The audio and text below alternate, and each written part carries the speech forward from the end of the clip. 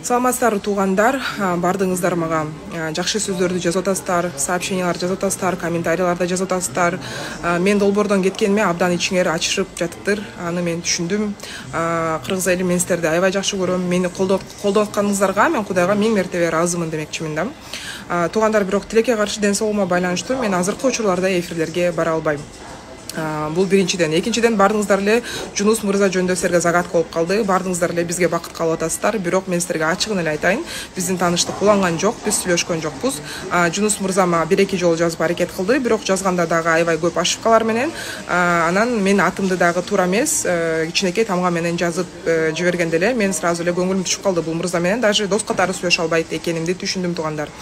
Мен чын айтканда ал адам меники эмес экенин ошо эфирге келгенде эле түшүнгөм. Ошон үчүн таарынбайсыздар деген чоң бир үмүтүм бар. Таарынбагыла, бул менин адамым эмес, жөн гана.